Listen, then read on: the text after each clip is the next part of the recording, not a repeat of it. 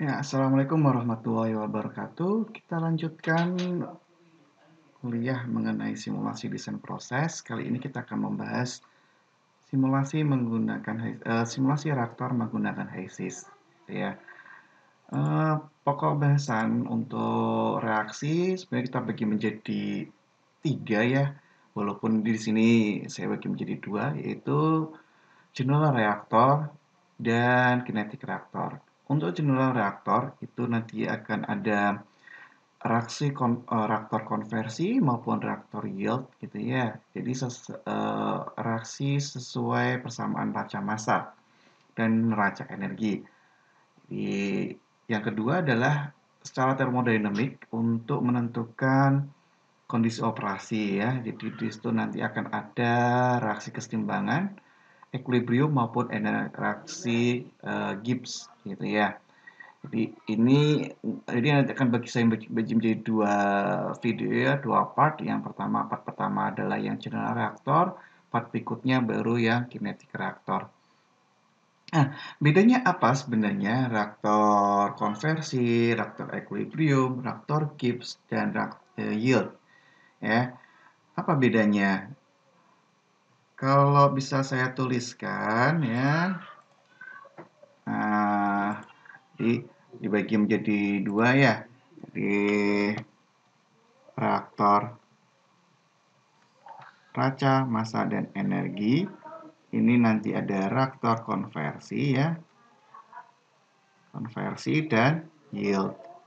Bedanya apa? Kalau konversi berarti dia reaksi per mula-mula gitu ya, yang mol yang bereaksi dibandingkan mol mula-mula. Kalau yield berarti produk yang terbentuk dibandingkan dengan mol mula-mula ya, semacam itu. Jadi bisa menggunakan gitu ya. Jadi kalau kita sudah menentukan komposisi produknya sekian-sekian, kita bisa menggunakan reaktor yield.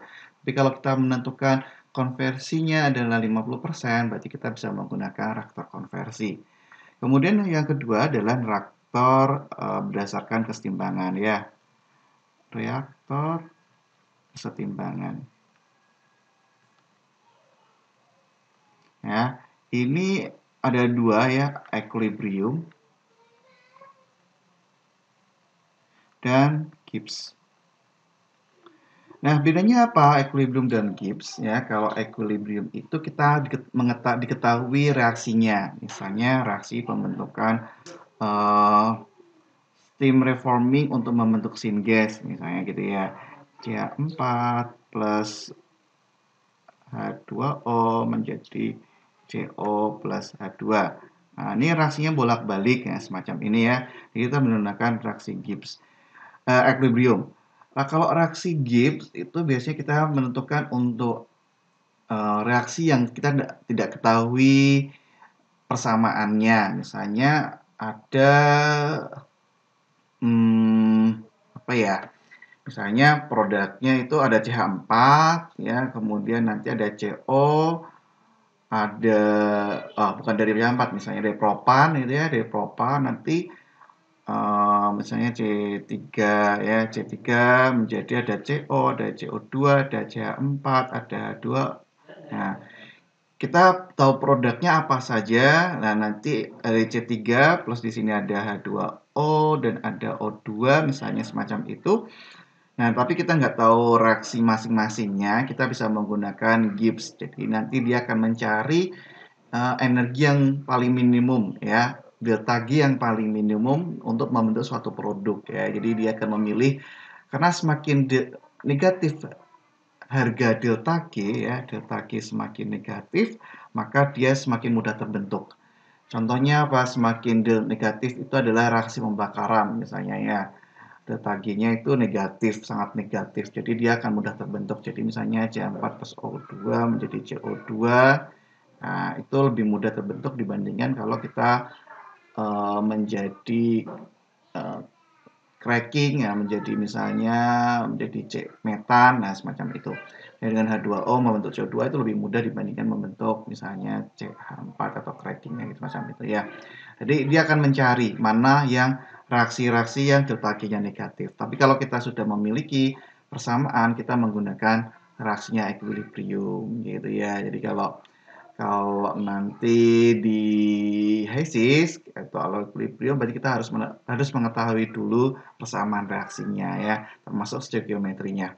Tapi kalau kita nggak punya persamaannya, kita hanya tahu inputnya apa, produknya apa, nah nanti kita bisa menggunakan reaktor Gibbs. Biasanya kalau reaktor Gibbs itu kita gunakan misalnya untuk reaksi gasifikasi gitu ya. Reaksi gasifikasi itu kan reaksinya kompleks, banyak ada water gasif, ada misalnya metamasi, ada apa lagi ya, Borduart. Nah, reaksinya banyak. Ketika reaksinya banyak semacam itu, kita tidak bisa me- menyusun berapa persamaannya. Kita bisa menggunakan reaktor Gibbs. Nah, semacam itu ya.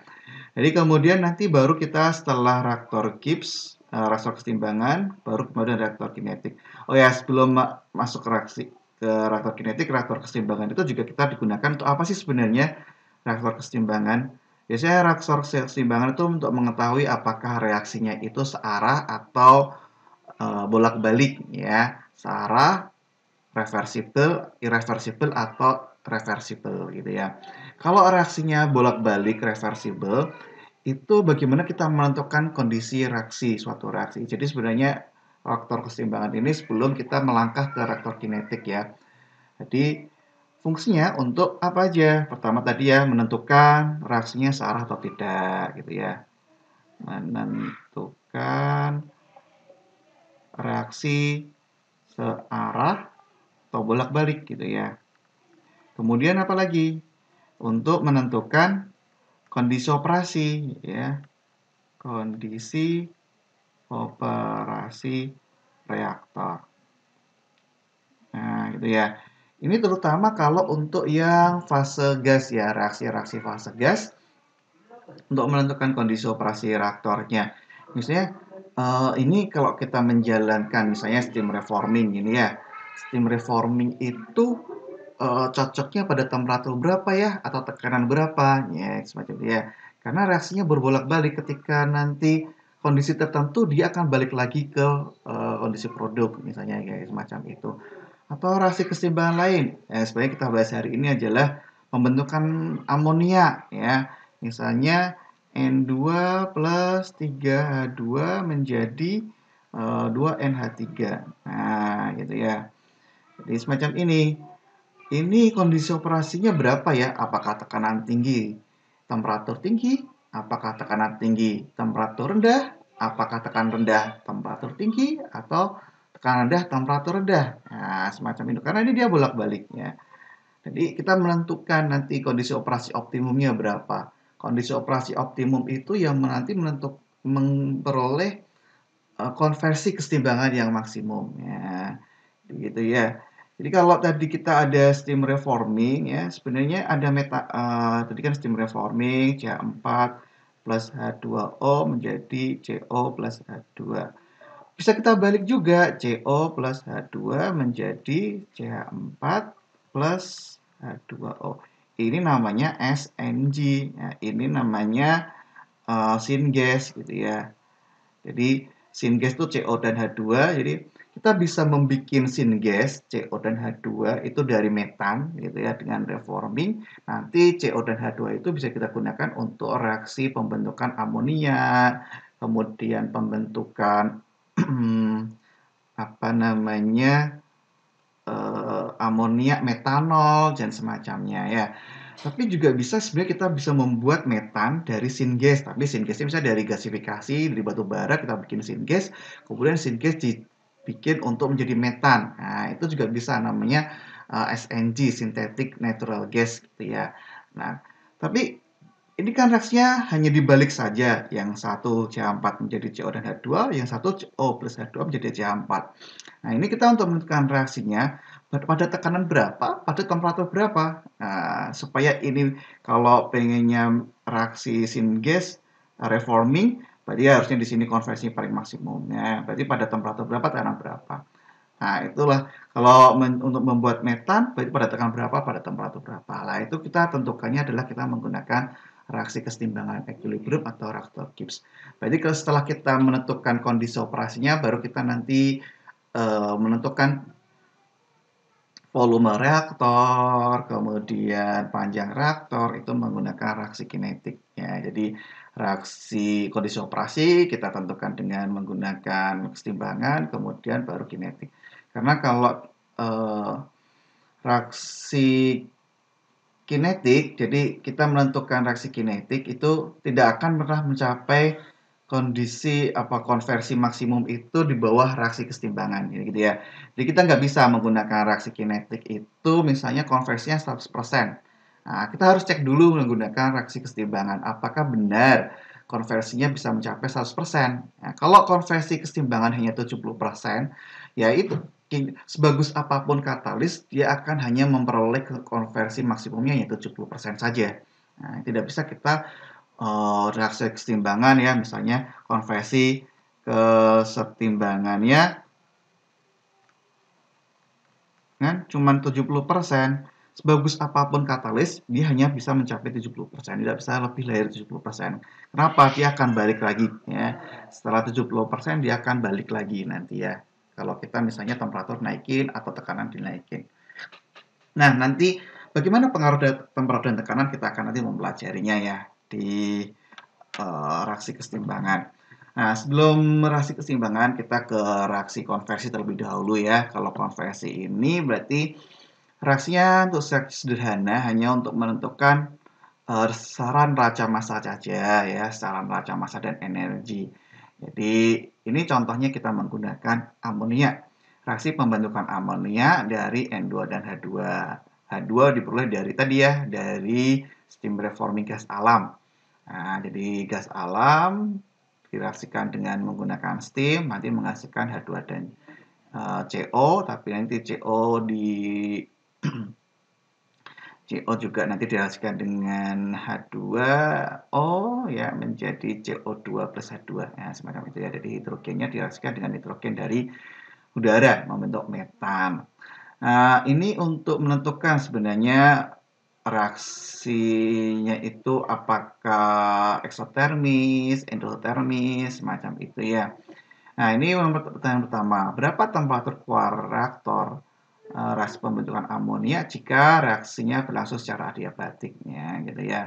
Konversinya 50%. Nah, kemudian nanti pertanyaan kedua, jika reaksi dijalankan secara isotermal, berapa panas yang harus dilepas? Nah, ini hanya untuk perhitungan neraca massa dan neraca energi saja ya, sebelum kita nanti menentukan yang lain ya. Biasanya kan kalau proses pertama kita merancang ya neraca massa dan energi ya. Untuk reaksi ya kita menggunakan reaksi konversi saja. Gitu ya. Ini kondisi umpannya. Nah, coba sekarang kita buka HESIS-nya ya. Ini kok sudah sampai dong ya.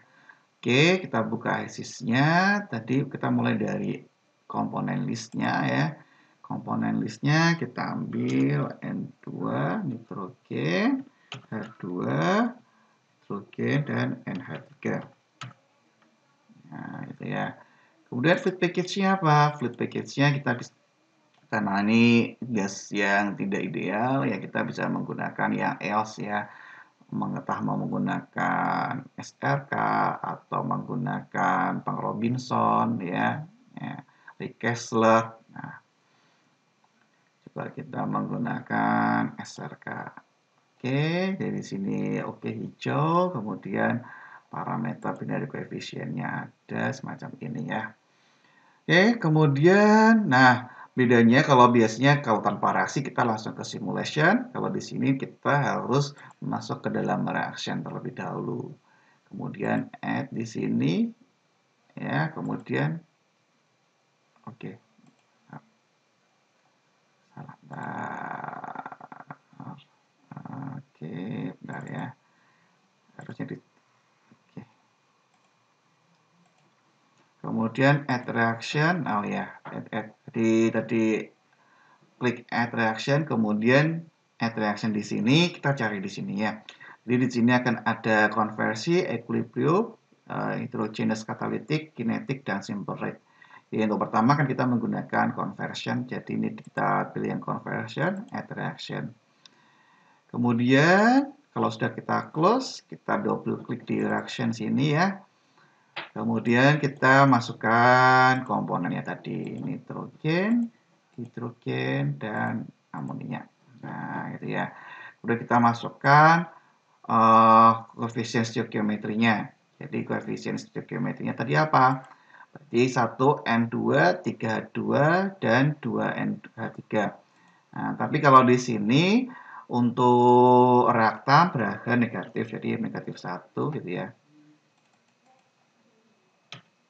Minus X, minus 1, kemudian minus 3 dan 2.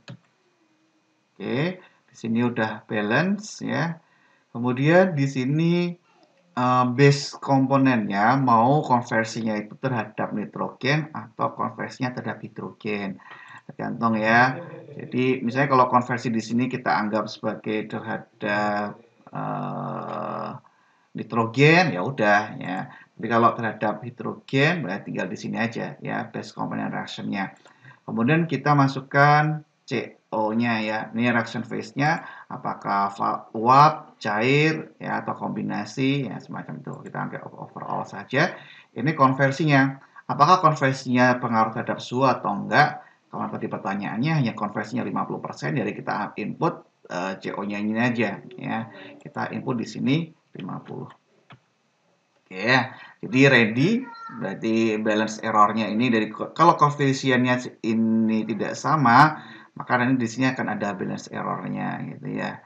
Nah, kemudian ini CO-nya 50 ya semacam ini ya. Kemudian kita masuk, kita close dulu. Kemudian kita ini masih kuning kan? Nah, masih kuning kita tambah add to feed package-nya. Oke, kita buka lagi, nanti akan muncul di sini heat reaction. Tadi kalau sebelumnya masih kosong ya, karena kita belum masukkan feed package. Tapi kalau kita udah masukkan feed package akan tahu di sini. Nah, dari sini kita akan tahu sebenarnya ya. Berarti reaksinya adalah reaksi eksotermis ya. Reaksinya eksotermis diketahui dari delta H reaksinya negatif di sini ya. Kalau negatif berarti reaksinya eksotermis. Jadi kalau kita bikin secara adiabatik, maka nanti reaksinya akan temperaturnya akan naik. Tapi kalau adiabatik berarti baru hanya harus ada kalau isotermal berarti harus ada panas yang dibuang semacam itu ya. Oke, karena udah oke ya, centang biru semua, baru kita ke simulation. Kemudian kita ambil model palet ya, ke material stream, kita masukkan material streamnya. Ya, compositionnya tadi diketahui 25% N2, 75% H2 ya. Nah, ini saya pakai 2 saja gini ya. Oke. Jadi nitrogennya adalah 0,25, hidrogennya 0,75. Nah, oke. Kemudian masuk ke condition. Conditionnya di sini temperatur masuknya adalah 300 derajat Celcius. Kemudian tekanannya 140 kg per cm persegi. 140 kita cari kilogram per cm persegi. Oke ya. Kemudian laju alurnya 100 km per jam. Oke, sudah hijau. Kemudian kalau sudah kita ambil bagian reaktor ya. Kemudian bagian reaktor. Nah, di sini sebenarnya banyak ya reaktornya. Ini ada CSTR, ada PFR, kemudian ada reaktor conversion, equilibrium, Gibbs, yield. Nah, sebenarnya ada lagi yang lain ya. Netralisasi, kemudian alkilasi, kemudian ada isomerisasi, naphtha hydrotreater, catalytic reformer, hydrocracker, fluid catalytic cracking, dan lain-lain ya. Karena di sini kita baru membahas mengenai reaktor konversi, kita ambil reaktor konversi di sini, kemudian kita hubungkan ya material streamnya satu, misalnya di sini dua, sini tiga gitu ya. Oke. Nah, kemudian yang belum adalah masukkan ini ya required reaction site. Jadi di bagian reaction, kemudian di sini Ini berapa temperatur keluar jika reaksi pembuatannya secara adiabatik. Berarti kalau secara adiabatik tidak ada panas yang masuk atau yang keluar ya. Jadi semacam ini aja, kita sudah masukkan energi. Kemudian tinggal reaction setnya di set di sini. Oke. Oke ya, kemudian business geometry. Kemudian kita lihat di worksheet-nya. Jadi temperatur keluarnya berapa? 760 ya. 760 ketika konversinya adalah 50%. Nah, semacam ini ya, temperatur keluarnya 760 derajat Celcius. Komposisinya semacam ini karena reaksinya 50%, berarti semacam ini ya. Ini persen mol ya. Jadi nanti molnya masing-masing bisa dilihat terlebih dahulu. Jadi dari 0,25 mol, karena ini terjadi penurunan jumlah mol ya, dari 4 menjadi 2 ya. Ini kan 4 menjadi 2. Jadi nanti komposisinya berarti harus kita hitung lagi ya untuk persentase mol masing-masingnya. Jadi kalau kita lihat mol masing-masingnya sebenarnya nanti 12,5 mol, 0,125 mol, 12,5 mol, hidrogennya berarti 30 sekian mol, berarti amonnya kan berarti sekitar 0,25 ya, 25 mol. Nah, nanti dijumlahkan kemudian di normalisasi ketemu sekian untuk komposisinya. Ya, berarti di sini menandakan bahwa reaksinya eksotermis ya, ditandai dengan temperaturnya naik ya menjadi 760 derajat Celcius. Nah, kemudian yang kedua, jika reaksinya dijalankan secara isotermal, berapa panas yang harus dilepas? Nah, ini berarti kita tambahkan ya, di bagian desain tambahkan energi Q di sini. Nah, tapi berapa Q-nya ya? Berapa Q-nya? Karena secara isotermal kita bisa menggunakan logical parameter itu set ya. Kita set ya temperatur di 2 itu sama dengan temperatur di 1. Nah, semacam itu ya. Karena isotermal berarti temperatur 2, 3 itu sama dengan temperatur 1 ya. Karena reaksinya adalah, jadi ini perhitungan neraca panas ya, perhitungan neraca panas. Kalau tadi hanya perhitungan neraca massa, sekarang kita perhitungan neraca panas ya. Berarti di sini kan masih kosong, kita ambil paletnya lagi ya. Yang gede ya. Nah, kemudian kita ambil palet, model palet, kita ke manipulator, kita ambil yang set. Ini ya, set ya, yang CNA. Ya, kita set temperatur 2 sama dengan temperatur 1. Jadi targetnya berapa? Targetnya temperatur di 2 sama dengan temperatur di 1.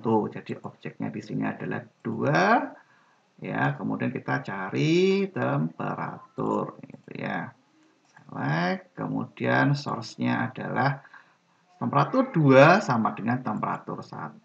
Ya, parameter di sini sama dengan ya, Y sama dengan X. Tapi kalau nanti misalnya ada offsetnya sekian, ya berarti nanti tambahkannya di sini misalnya gitu ya. Nah, berarti gitu ya.